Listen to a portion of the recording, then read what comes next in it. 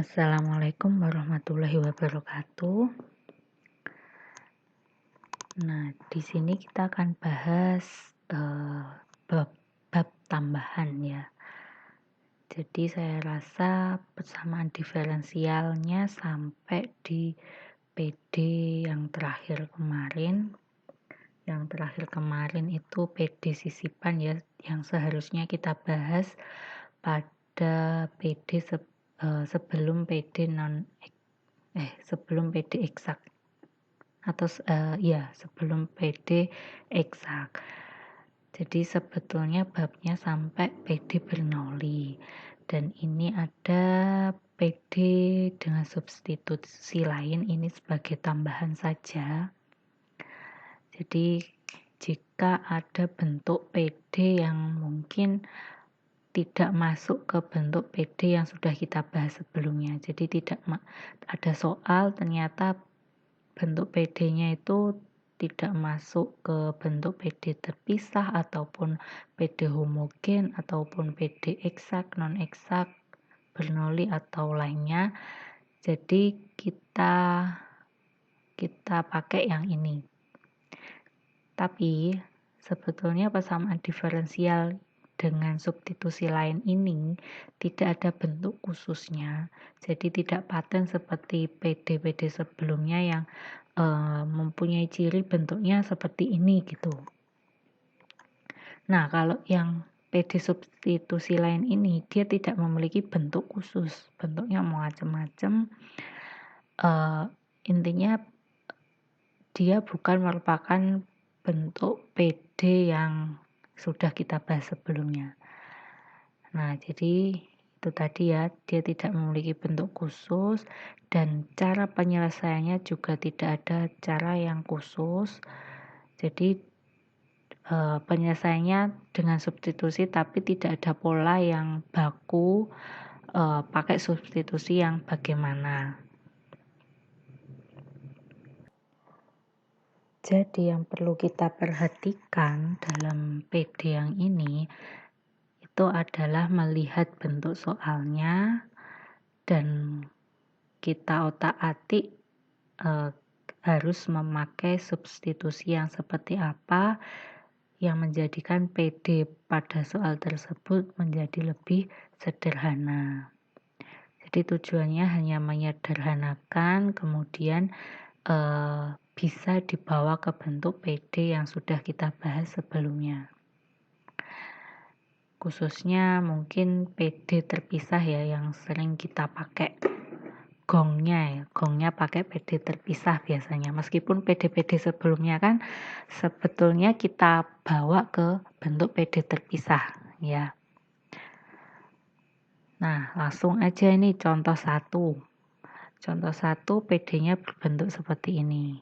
Ini tidak masuk PD homogen, PD eksak juga nggak masuk kan ya. Jadi kita harus pakai mana yang harus kita substitusi biar PD ini menjadi bentuk PD yang sederhana. Jadi kita perhatikan ruas pertama yang mengandung dx-nya dan ruas kedua yang mengandung dy. Kira-kira apa yang bisa kita substitusikan? Nah, di sini x plus 2y ya. Variabelnya ini. Nah, di sini mengandung xy. Ya. Nah, ini ternyata bisa kita faktorkan. Kita menjadi bentuk akar ini ya, x plus 2y kuadrat. Jadi menjadi x plus 2y kuadrat. Jadi sebetulnya yang lebih rumit kalau kita perbandingan ya, ruas 1 sama ruas 2 itu kan yang lebih rumit persamaannya adalah ruas 2. Jadi apa yang bisa kita lakukan dari ruas 1? Jadi ini mungkin bisa kita otak-atik dulu. Misalkan di sini karena ada variabelnya itu 2 adalah ini, mungkin bisa kita langsung X plus 2Y dikuadratkan hasilnya seperti apa. Atau kalau nggak ketemu mungkin X plus 2Y plus 3 ini kita kuadratkan gitu. Mungkin ketemu nggak sih ini gitu ya. Jadi itu yang harus kita otak-atik. Nah, ternyata X plus 2Y kuadrat itu adalah ini hasilnya, yang ini. Ternyata ya. Jadi bisa kita tulis kembali menjadi seperti ini, berarti ada 2 bentuk yang sama. Nah, ini yang kita pakai substitusi. Ya, kita substitusikan Z sama dengan X plus 2Y. Nah, karena Z sama dengan X plus 2Y itu kita turunkan, Z-nya itu sama dengan DZ, maka ini juga kita turunkan ke masing-masing variabel. Berarti X menjadi DX, 2Y menjadi 2DY. Nah, kita jadikan DX-nya yaitu DZ min 2DY. Ya. Lalu kita substitusikan ke persamaan yang ini. Gitu. Selanjutnya, ini saya hapus. Nah, selanjutnya setelah disubstitusi ketemu seperti ini. Nah, bentuk ini kan variabel Z sudah berkumpul di DZ dan DY, artinya DZ sudah tidak mengandung variabel Y lagi dan di sini juga tidak mengandung variabel Z. Berarti dia merupakan PD terpisah. Nah, kalau PD terpisah ya seperti biasanya tinggal kita integralkan masing-masing ruasnya. Jadi ketemu ini. Nah, jadi ingat bahwa Z tadi adalah X plus 2Y, maka kita substitusikan kembali ke solusi umum ini, maka ketemu solusi umumnya adalah ini. Itu ya. Jadi intinya pakai logika. Selanjutnya contoh yang kedua. Sama ya, sama. Di sini mengandung 2 variabel 4E pangkat Y dan seterusnya. Ya kan, ini E pangkat Y-nya kita keluarkan jadi ini. Nah, ini bisa pindah ruas. Sebetulnya ya ini jadi PD terpisah ya. Tapi kenapa kok hasilnya berbeda? Coba kita kerjakan ulang ya. Jadi nggak pakai substitusi sampai sini ya. Coba nggak pakai substitusi, langsung kita integralkan X plus 1 dx ditambah integral 2E pangkat Y per, ini kan pindah ke sini ya, dibagi 4E pangkat Y dy ditambah integral 1 per 4E pangkat Y dy sama dengan C. Nah, ini kan kalau kita integralkan berarti setengah X kuadrat plus X ya. Lalu yang ini berarti tinggal setengah. Setengah kita integralkan terhadap dy berarti setengah Y. Nah, yang ini berarti 1/4. Nah, ini kan berarti E pangkat min Y, berarti ini harusnya min. Ya, min 1/4 E pangkat min Y sama dengan C.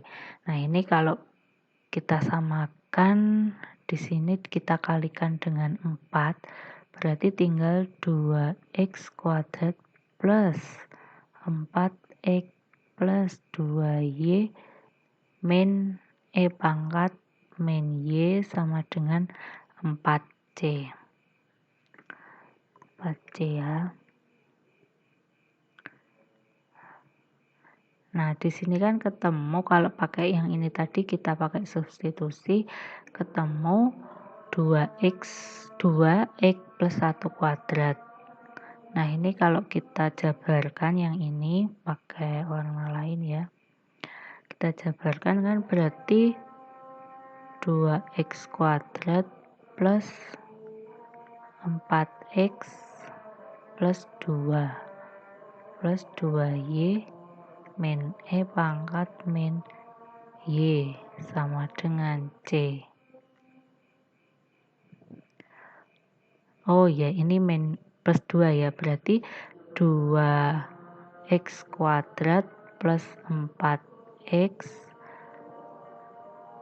saya tulis bawahnya lagi ya, saya tulis ini aja, berarti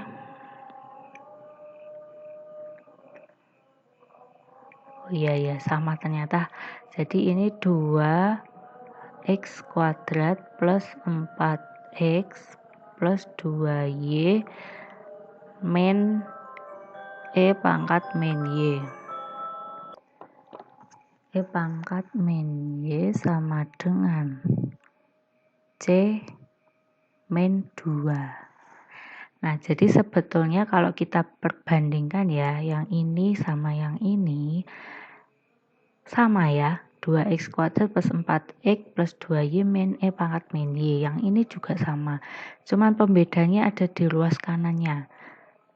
Nah, jadi kalau yang ini 4C, 4 dikalikan dengan konstanta, ini ingat ya, C itu konstanta bukan variabel, jadi 4 kalau dikalikan suatu konstanta hasilnya pasti konstanta lagi kan, jadi bisa saya tuliskan dengan C.